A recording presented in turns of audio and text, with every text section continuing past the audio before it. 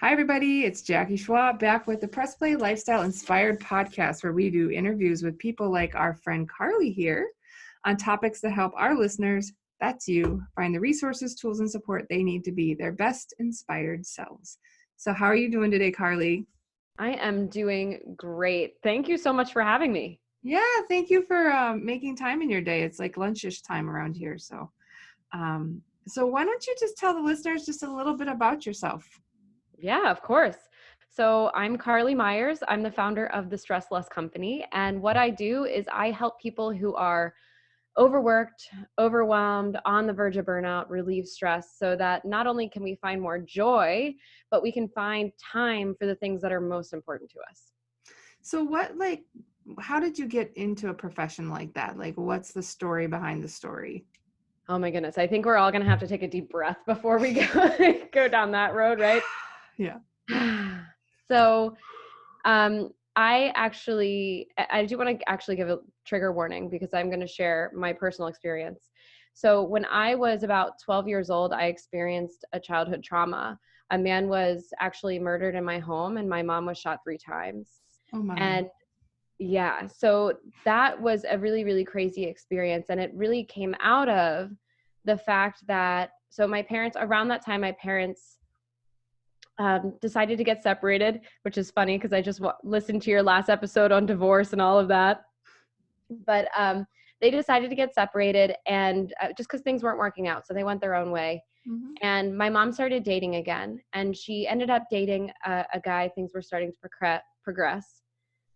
And my dad decided, hey, I'm going to do some research on this guy and figure out who the heck he is because he's spending time with my ex-wife and my kids.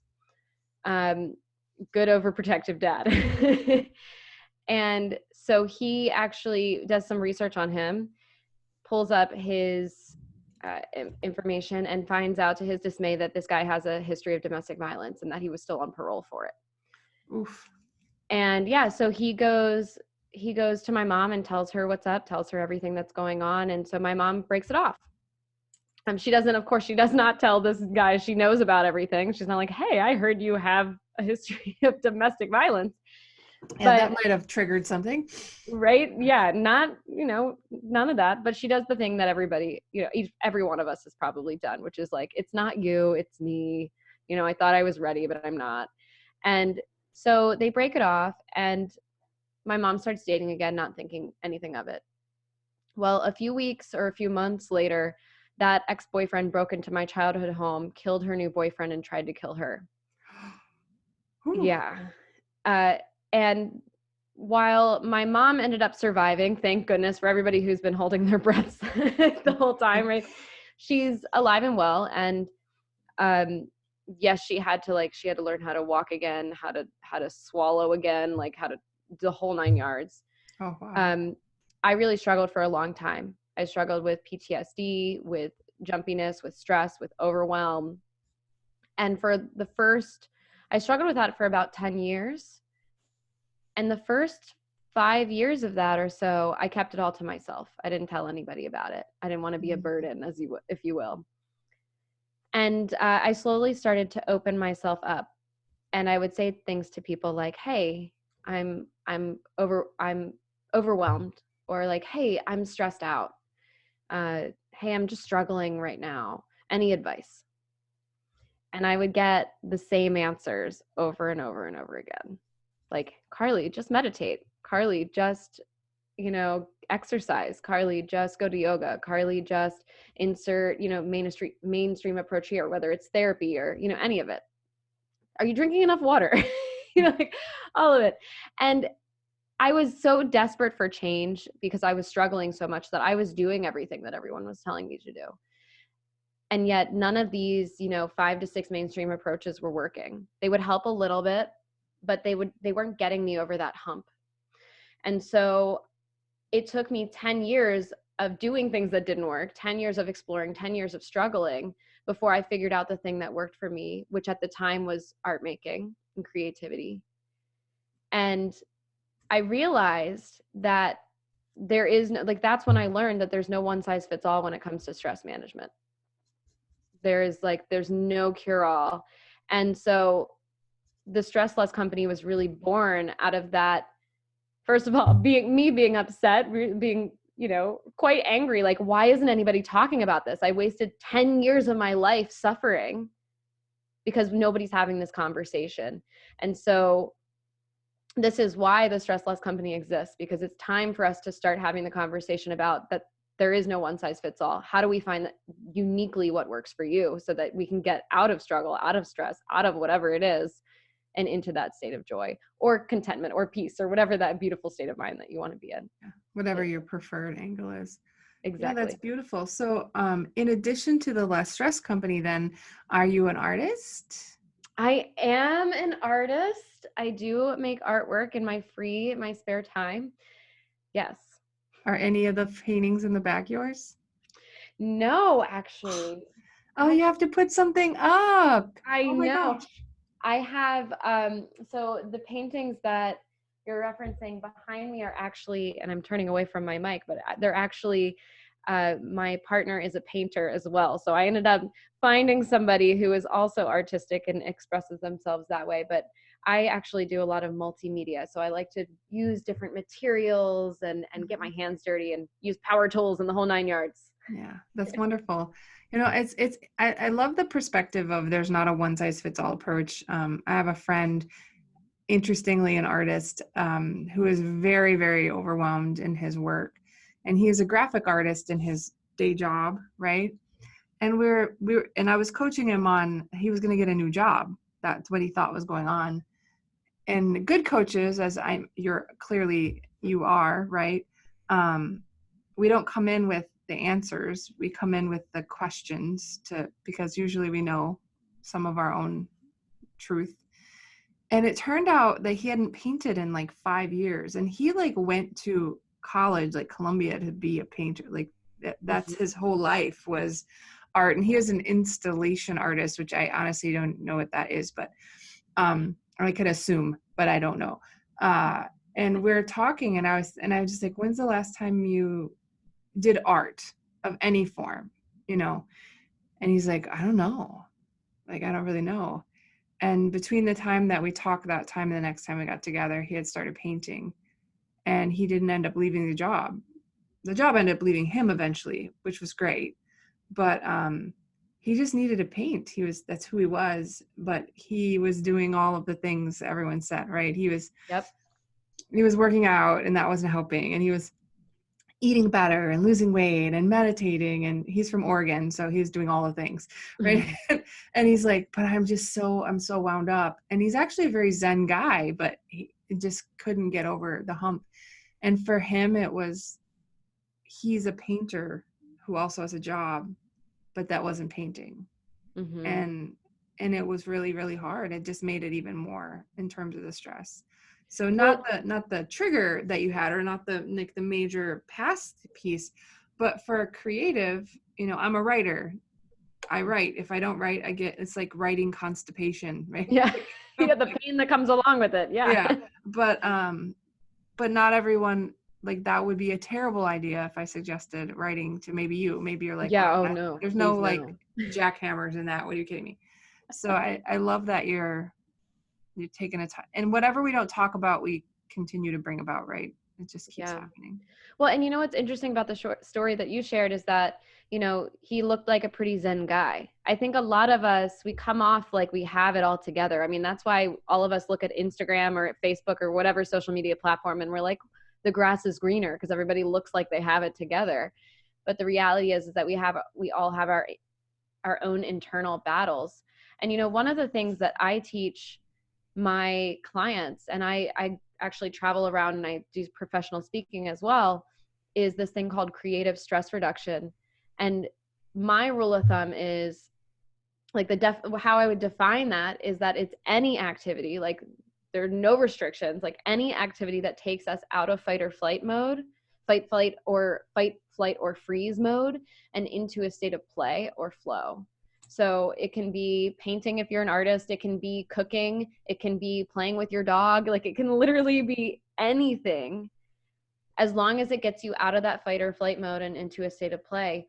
And when we do that, we're able to step out of stress and we're able to start thinking more clearly and make better decisions about what's best for us. So for like your story, that's great. He got painting again, and then he realized it wasn't the job that was the problem after all, that it was his unhappiness, his perspective on life. And I think that's the thing that stress does to us, is it changes our whole perspective. It's like we put on a filter the way we move through life, and it just doesn't serve us. So doing the creative stress reduction to get out of stress so we can think clearly is huge. Yeah, I was literally speaking to someone the other day about like stress relief, and a lot of people will just call it, just find a hobby, but there's a little more to it, right? Like you said, it's like getting out of like, if your hobby is something that's like, oh, I'm a hobby painter, but I have a commission piece, probably stressful, right? You're like, you got to have it done by a certain time. Like that's not kind of what you're going for. And I crochet, probably not the sexiest, funnest thing for a lot of people, but you know what? I'm just like numbing out and doing my thing, and I'm completely flow and not thinking, but thinking. And that works for me. That would not work for my friend at all, who doesn't know how to use a crochet needle, right? So I love that perspective, that it's super unique. And you've appeared on a lot of things. So you didn't toot your own horn, so I'm going to. You're on Good Day Philadelphia, Fox 29, the Philadelphia Inquirer, Philly Magazine, Whoolly Magazine. So you've been really going out there and trying to get this message out to the community.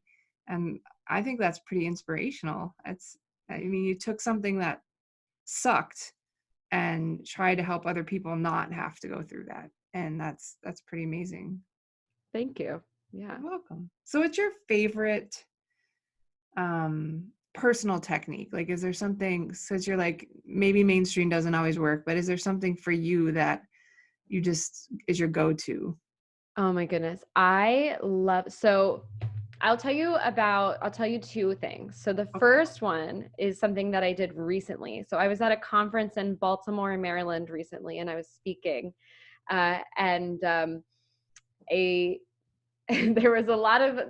was such a great conference, but we were all talking about creative stress reduction, and It's Getting Hot in Here. I don't know if you know that song. Yeah, it came on, and I have to tell you, that was the best creative stress reduction I think I've done all month, is just breaking it down, dancing on that dance floor to that song. Hilarious, amazing, and it brought out all of the dance moves. So dancing is huge for me. And then I also love singing karaoke. Get me in a karaoke room and I will take over. And it's ironic because I live in the city, and I know you talked about country music actually on your last episode. I sing country music because I grew up in Maryland. Oh, yay. Yeah, it's super fun, but it's also a shock factor a little bit in Philadelphia because people don't really listen to country music. Yeah, they'd probably be expecting me to bust out with some Eminem or like My Baby's Got Back, or Ice Ice Baby is the other one that I karaoke because it's already broken, right? So you can mess it up. It's okay. Yeah. Yeah. So those are definitely my two favorite. And then I have, my more low key ones. Like I'll sit on the ground in my living room floor, and I'll sit a certain way, and my dog will come and sit in my lap, and I'll rub his ears, behind his ears and things like that. But yeah, it's literally can be anything. And for me, it's definitely, I go from super fiery and goofy to just chilling, and I knit. I don't crochet, I knit. So too many needles ranges. in knitting for me. Too many needles. Oh, see, I think not enough needles when. So do you and you mentioned your partner. Do you and your partner have do you have any things that you do together to reduce stress, or are all of your techniques individual? Yeah, we do actually. So usually we take on some projects around the house. That's our thing. We like to build things, use power tools. So our most recent project, I think that was our most recent project, or the one I'm most excited about most recently, is we built a little free library.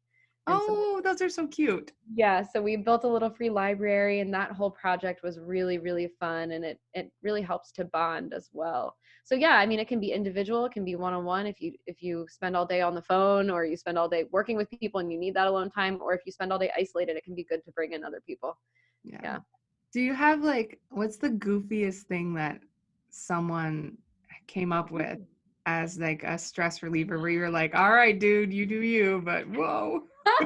I'm trying to think of, I did a speaking engagement in New Jersey a few weeks ago, and I got, what was it? It was such a bizarre one. It was not fly fishing, but it was something similar.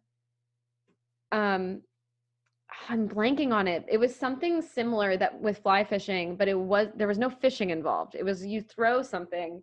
I don't even fully understand the sport, but if your listeners have any idea what I'm talking about, Like, that would be, somebody tell us, please, right? tell me what it is, because I'm gonna have to re-look it up. And I've had clients as well. Like I had a client who specifically dancing to 80s music works, and she works at a university. So when she gets stressed out, luckily she has her own office. She'll close the door, turn on her 80s music, and dance. And every time I picture that, I just laugh because I just can't imagine what happens. Like if like the dean or somebody knocks on her door and is like, "What are you doing?" What's going on in there? I hear some hair bands. What's going on? Yeah. That's good. Well, it's good to have a good sense of humor, right? Like if things are coming up. What was your favorite speaking gig? Ooh, that's a great question. Oh man. Let me think back through. Wow, let me think here. I speak constantly. I'm probably speaking like anywhere from 5 to 10 times a month.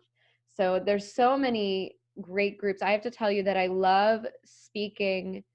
for I love speaking for women's groups because women are not afraid to give you a little sass. They're not afraid to get up and dance. They are not afraid. We're just less afraid, I think, when it comes to pulling out the creative stress reduction. Um, Man, what is my most favorite one? I'm going to have to get back to you after the show on that one. So do you have one that was like awful? Oh, a few years ago, that one's easier to answer. Isn't that funny?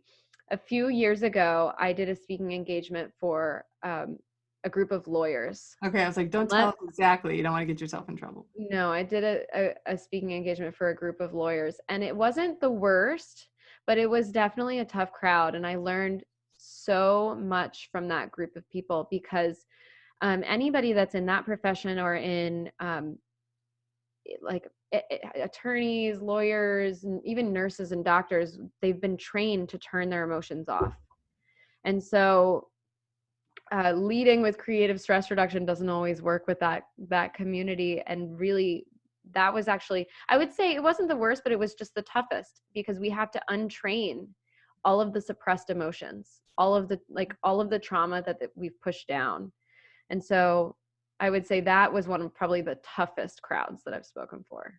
Yeah, I could see that because I know, so I had things in my childhood as well. And I remember going to a conference for me that was very uncomfortable. It was a Health Coach Institute.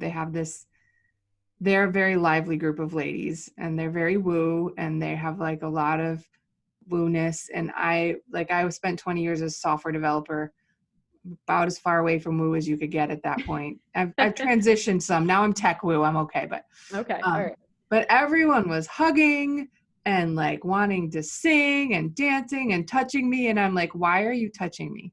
Like, personal bubble, please. I have a bubble and it's this whole room and all of you are in it. So please stop touching me. And I remember I was telling my husband about it and he's like, doesn't sound so fun? And I'm like, it's not fun. This is so strange. This is not fun. I'm so freaked out.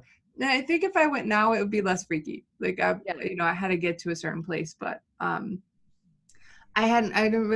always like shut off all the scary stuff or if I was afraid, I was super tough. Like I'm super tough. I'm fine. Yeah. And I find the best groups of people to speak for are the people that understand, like they understand when it's time to loosen up and be a little wild, but they also understand consent. They all, like, not even just in the sexual realm, but like, can I hug you before the hug comes in? Yeah, right? There's like a middle. Yeah. And they were definitely on the right side of that. Yeah. There's a lot of love going on. Be yourself, but respect other people's space. Right. So, but yeah, I always like speaking for people that are authentic and they are themselves.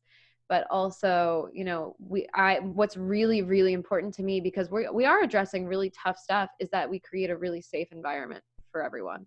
Yeah. Well, you don't want to cause any more like triggers or trauma or, any other short circuits that are going to cause, you to do the opposite of what you were trying to go there and do, right? So do Yeah, you have like siblings at all that I do. I have an older sister. She's 5 years older than me. Oh, so you're the baby. I am the baby. I'm gonna have to send her this episode. She's gonna be like, "Yeah, dang right, That's dang right. right, you're the baby." I'm the older one. I'm in charge here. Well, thank you so much. Are there any kind of parting words or any way people could get in touch with you? It sounds like you're open to speaking. You're also, coaching people who are kind of going through things. I don't know if you work with individuals or companies. So, like, what's that look like for you? Yeah, so in terms of speaking, I speak all over. I speak for any group, including lawyers. I've since learned how to navigate even the toughest of professions. And I would say that if you're listening and you feel overworked, overwhelmed, stressed, I also offer the opportunity for you to apply for a complimentary stress less clarity session. And so that's really a phone call. It's a 30-minute phone call to get to the root of your stress and to create an action plan for you to step out of it and see if there's a good fit for working together. Because at the end of the day, what I don't want, and I don't think you want it either, right, is to waste 10 years of your life, or however, like way more time than you need to, stressing, being overwhelmed or triggered. Yeah. And so in order to grab that, what you can do is you can go to stresslessco.com/apply. Awesome. Yeah. And we'll have that in the show notes. And if there's any other links that you want to share, I know we have your website and we also have your application for a clarity call. And of course, if anything else comes along, let us know if you have speaking gigs so we can share with the audience. But it was really nice meeting you. And thank you so much for taking time with us today. Thank you so much for having me. All right. Well, you have a great day. Bye-bye.